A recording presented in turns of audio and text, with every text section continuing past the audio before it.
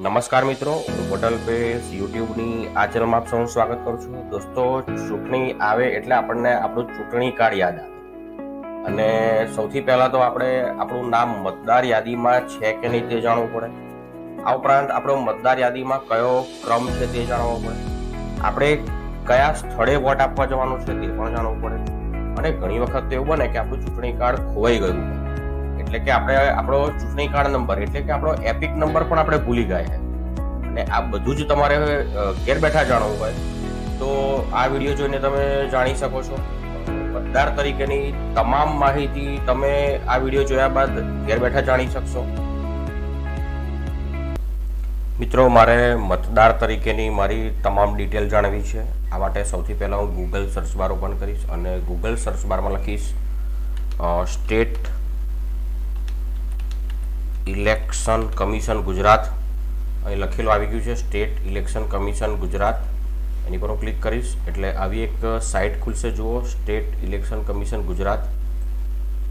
હું આ સાઇટ પર જવા માટે અહીં ક્લિક કરીશ એટલે આવું એક પેજ ખુલશે. સ્ટેટ ઇલેક્શન કમિશન ગુજરાત, રાજ્ય ચૂંટણી આયોગ ગુજરાત અને આપણા state election commissioner Shri Sanjay પ્રસાદ છે. મિત્રો, જે લોકોને કોમ્પિટિટિવ એક્ઝામ આપવાની છે એમના માટે આ ખૂબ ઉપયોગી થઈ શકે છે. હવે મારે મારી મતદાર તરીકેની માહિતી, મારો એપિક નંબર, મારું સ્થળ વગેરે મારે જાણવું છે. તો અહીંયા આગળ એક ઓપ્શન છે, જુઓ, search your name and polling station in water list. એટલે હું આની પર ક્લિક કરીશ મિત્રો એટલે એક આવું પેજ ખુલે છે. બસ આટલી જ ડિટેલ તમારે ભરવાની છે. તમે તમારા મોબાઈલમાંથી પણ મેળવી શકો છો. સૌથી પહેલાં સર્ચ ટાઈપ મને શું લાગુ પડે છે? ગ્રામ પંચાયત લાગુ પડે છે, કોર્પોરેશન, નગરપાલિકા, એટલે આ મહાનગરપાલિકા માટે છે.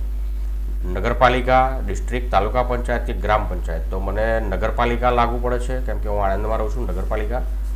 ડિસ્ટ્રિક્ટ નેમ, અહીંયા આગળ હું મારો ડિસ્ટ્રિક્ટ પસંદ કરીશ. જિલ્લો પસંદ કરવાનો છે. મારો જિલ્લો આણંદ છે એટલે આણંદ પસંદ કર્યો. નગરપાલિકાનું નામ પણ આણંદ છે એટલે આણંદ નગરપાલિકા હું પસંદ કરીશ. હવે સરળતાથી નામ શોધવા માટે ઓળખપત્રમાં આપેલ નામ લખો. તમારી પાસે જો એપિક નંબર હોય તો બહુ ઇઝી છે. તમે એપિક નંબર ક્લિક કરશો એટલે સીધો તમારે એપિક નંબર જ અહીં લખી દેવાનો છે. પણ માની લો કે નથી તો તમે અહીંયા નેમ પર જશો અને એન્ટર યોર સરનેમ છે તો હું મારી સરનેમ લખીશ આની અંદર. મિત્રો, અહીંયા મારું નામ લખીશ. એન્ટર ફર્સ્ટ નેમ, મારું નામ લખીશ.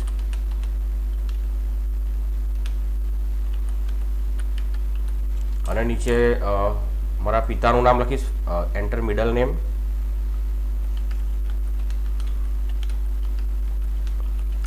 આટલું લખ્યા પછી એ જ લખવાની તમારે જરૂર નથી. મેલ, ફિમેલ કે અધર પસંદ કરવાનું છે. હું મેલ પસંદ કરું છું.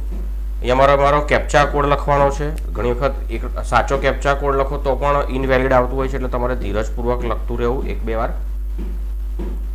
ચલો, હું મારો કેપ્ચા કોડ લખું છું. હવે હું અહીં સર્ચ કરીશ અહીંથી. ચલો, સર્ચ કરી જોઉં છું. જુઓ, મારી ડિટેલ આવી ગઈ છે નીચે. તમને બતાવું. જુઓ, અહીં વ્યૂ ફેમિલી ડિટેલ, આની પર હું ક્લિક કરીશ તો મારી ફેમિલીમાં કેટલા સભ્યો છે વગેરે આવી જશે. અહીં મારો વોર્ડ નંબર છે. આ મારા વોર્ડનો પાર્ટ નંબર છે. સિરિયલ નંબર છે મારો. જુઓ મિત્રો, સિરિયલ નંબર પણ આવી ગયો છે. પાર્ટ ભાગ નંબર આવી ગયો છે. અટક, નામ, મિડલ નેમ, પિતાનું નામ, ઘરનો નંબર, નામ, એડ્રેસ, ઉંમર, એપિક કાર્ડ નંબર, આજે મારો ઇલેક્શન કાર્ડ નંબર છે એ પણ આવી ગયો છે. જુઓ મિત્રો, પોલિંગ સ્ટેશન એડ્રેસ પણ આવી ગયું છે. એનું લોકેશન પણ ગૂગલ મેપ પર જઈને તમે શોધી શકો છો, ટ્રેક કરી શકો છો. અને મારી તમામ વિગત મારે પ્રિન્ટ કરી લેવી હોય, આ વિગત મારી પાસે ન હોય અને મારે પ્રિન્ટ કરી લેવી હોય તો આની પર તમે ક્લિક કરશો તો તમે પ્રિન્ટ પણ કરી શકો છો. જો આની અંદર બધી વિગત આવી જાય છે તમારી. તો આ રીતે તમે ઘેર બેઠા તમારી તમામ માહિતી જે મતદાર તરીકેની છે એ તમે મેળવી શકો છો. મિત્રો, તમારા મિત્રને પણ આ વિડીયો જરૂરથી શેર કરજો જેથી એને પણ ઉપયોગી થશે.